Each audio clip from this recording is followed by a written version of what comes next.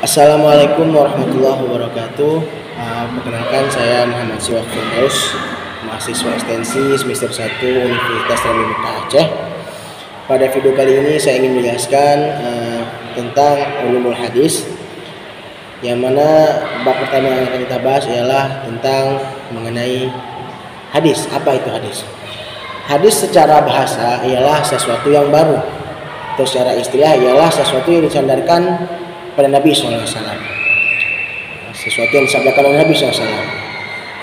Maka apa saja yang keluar daripada pembicaraan Nabi itu sabda Nabi SAW, maka disebut hadis. Bukan hanya itu, bahkan hadis juga merujuk kepada perkataan Nabi, perbuatan Nabi, serta diamnya Nabi sebab setuju dengan apa yang dilakukan oleh para sahabat. Baik, yang selanjutnya adalah sunnah. Sunnah merupakan satu bagian daripada ulumul hadis, yang mana secara bahasa artinya ialah mengikuti, mengikuti. Secara istilah ialah sesuatu yang senantiasa ada dalam diri Nabi.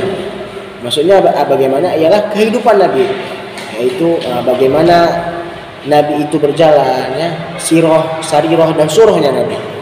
Bagaimana perjalanan hidup Nabi, kemudian juga bagaimana dengan bentuk tubuh Nabi, dan bagaimana juga dengan kegiatan-kegiatan sehari-hari Nabi. Itu dinamakan sunnah.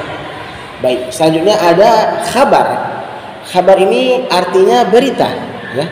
Secara umum khabar ini ialah sesuatu yang diberikan kepahaman bagi pendengarnya, itu khabar. Seperti kita beritakan sesuatu tentang kabar ataupun informasi lainnya disebut dengan khabar.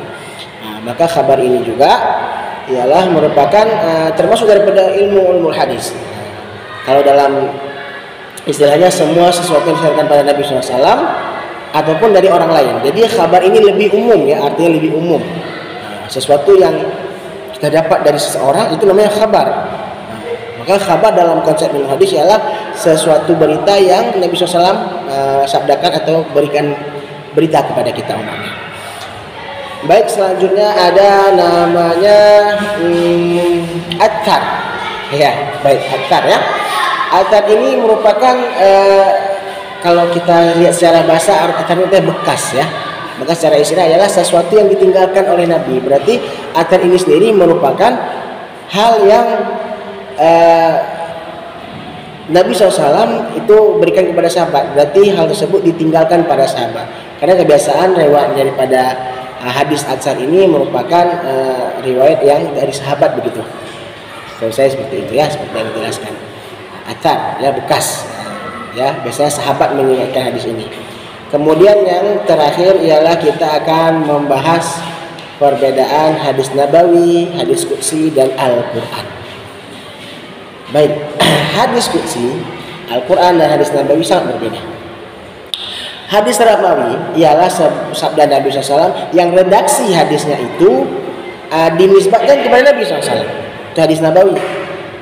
Seperti halnya yang kita kenal saat ini. Maka hadis nabawi ini ada yang sahih, ada yang dhaif, hasan dan sebagainya.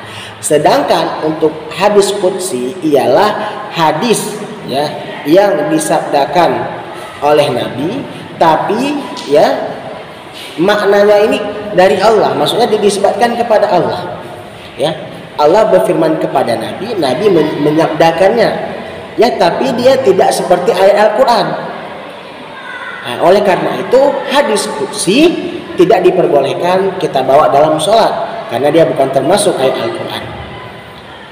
Seperti itu. Kemudian Al-Quran ialah kalam daripada Allah Subhanahu wa taala, dan kalam yang paling mutawatir, yang paling tidak ada kesalahan, yang paling benar, tidak ada sedikit pun kesalahan dalamnya.